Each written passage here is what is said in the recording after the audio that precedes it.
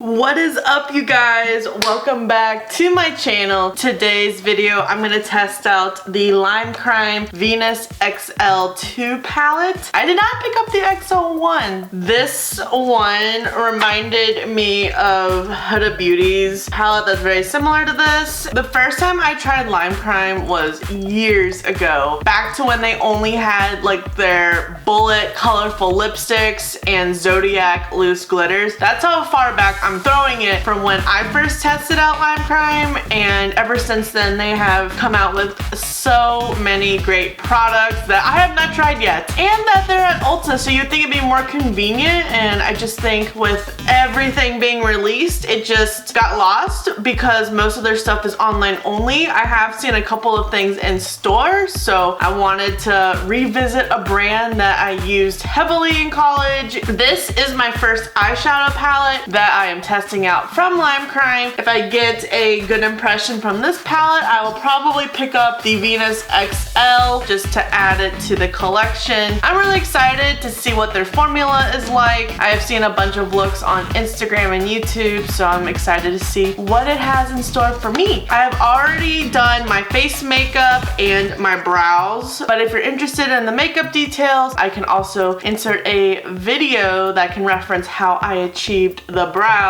and the face. So what drew me to this palette was the shade Eve. I thought it was stunning, and the shade Radiant and Crown Thorns. Ultimately, the shimmer shades is what got me sucked in, but we still have a bunch of nice mattes like Classical and In Bloom. So I think this is a nice neutral pink palette. You can also darken it up with some burgundy. I feel like I could get a lot of use out of this palette. I do want to do some swatches. That's how I get an idea of what shades I want to start using for a look. Starting off with In Bloom, Crown, Sage, Thorn, and Ripe. I noticed that In Bloom had the most fallout, Crown and Thorn had the least, and they felt the creamiest. Oh, now that I see Ripe better, it had like the same amount as Bloom, but Sage didn't have much. I got my watch on today.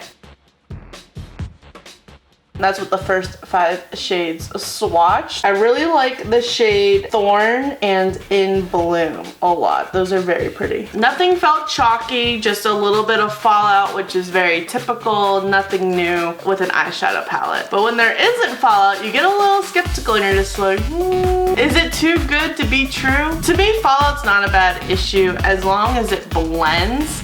I'm good. Also, I just want to say that I think getting 18 shades and the pan size for $58, I know it's a little bit more high end. And these shades you don't see in an everyday palette. I mean, yes, you got your pinks and your neutrals, but Ivy, Sage, Obscure, I think it's definitely a little bit more unique. Now we have Forbidden, Stella, Myth, Eve, and Laurel. It looked like linear from when I was staring at it with an angle. Yeah, these shimmer, and I don't know if that's like a more foiled shade, since Eve and Forbidden look a little different in the palette. I honestly have not read the back to see what kind of shades these are. This is my hypothesis. These feel so smooth and just really effortlessly swipe down with the swatch. Like, I don't have to press hard. And this is what the shades look like. I really like the shade Eve and Laurel swatched. Now we have Radiant, Ivy, West. I thought it said Invest. I'm dyslexic today. Obscure and Mystic. I am obsessed with West. I really like that. And Mystic is fun, and Radiant would be fun for the inner corners. Just gonna add it to the side of the arm. Ooh, Obscure is a fun shade. And hopefully you can tell the difference where Mystique is from that shade. I'm so bad at where I need to move my hand to refer to when I am focusing on my monitor, because I'm like, I'm going the wrong way. Oh, sorry, I'm a little raspy. And then the last shades, we have Phoenix, Locust, and Classical. Really am a fan of all 3 of these. Yeah, I'm just gonna put them on my hand. Those are beautiful. Oh my gosh. Aside from the fallout, there weren't any other factors that I noticed, like nothing flagged to me as, oh, this might be chalky or patchy. Pretty good overall swatches, and it all swatched pretty effortlessly. Let me know what your favorite shade was. I just cleaned off my hand, I'm sorry. I think those are some of my favorites. Based off the swatches, I am a lot more excited to kind of play with this palette. I've had it for a few months now. It's kind of just been sitting here. I mean, they called to me when I purchased the palette, but every time I opened it up to try to make a look, nothing just screamed, pick me, pick me. But now after swatching it, I'm like, okay, why did I wait this long? If I could find a clean crease brush, that would be great. I really need to clean my brushes. I'm gonna take my Farrah 65E large shading. I'm gonna use the shade Ripe. We're gonna try this one out first. Ripe does have a lot of fallout, but there's still a lot of pigment after I tap the excess away. Ooh, girl, it just went right on there, didn't it? Let me know if you guys have used a Limecrime eyeshadows before and what's your favorite palette. I do believe some of their palettes are going on sale for Ulta's 21 Days of Beauty, so I might just have to pick up some more. Give them a shot. I also like how the names are under the shades, so it's easier for me to refer. Half the time, like, it kind of irks me when the names are on the plastic, because I usually throw away the plastic and then I'm like, wait, there go my shade names. That's just me. That's just my preference. Maybe I'm too high maintenance. And then when they're on the back, I tend to go the wrong way. What happens if I take my Morphe E30 and take In Bloom? In Bloom and Ripe have a lot of fallout, but it's okay. They're still super pigmented and they blend out really nice upon application. This is a large shadow brush, so I'm trying to bring it as close where my lashes are on my eyelid, but I don't want to just put eyeshadow up in my eye. I had to like think about what I was trying to describe. I like what I see. And the shade is pretty buildable too, since I'm having to go over a couple times. I'm gonna take this Glamour Dolls brush and take the shade Classical to darken the outer V. All of my angled brushes are pretty much dirty, so this is my alternative plan. Ooh, I like that shade a lot. They blend out really nice together, all three of them. I hear male people wonder what they have for me. I just redeemed my Victoria's Secret $20 reward cards. I had, I think, like 10.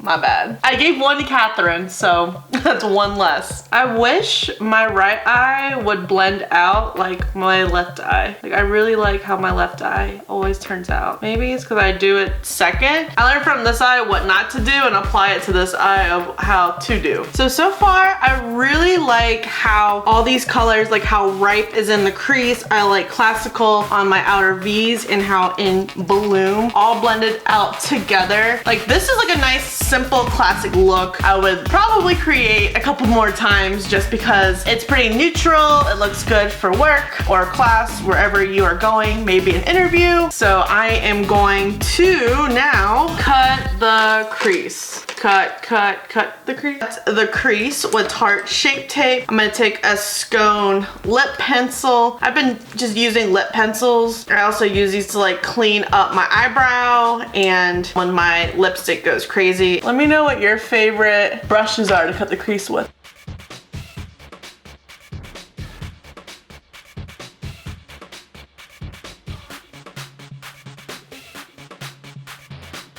Every time I cut the crease on my left side, I always get concealer in my lashes. Sometimes I feel like a cut crease doesn't even look like it's a cut crease on me because of my hooded eyes. If you guys have hooded eyes, let me know what your tips are on cut creases. Probably have to go back with Ripe just to darken that up a little bit in the crease. I'm gonna take this Wet n Wild eyeshadow brush and I really want to take the shade Eve and apply it to where we cut. Ooh, yes. Yes. Obsessed with that shade.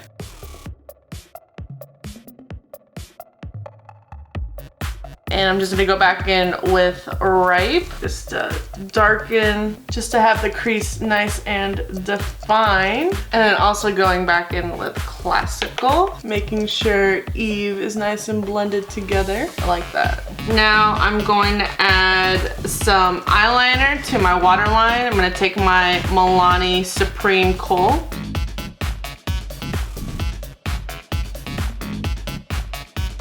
I know tugging at your under eyes is bad. I'm trying to do it gently. Otherwise, we be looking like a raccoon. And then I'm going to take this IT Cosmetics smudger brush. I mean, it's dual-ended, but I'm gonna take the smudging side. I want to use Classical, but I kind of want to try, like, I don't know if like West would look stupid. Maybe I'm gonna take Classical.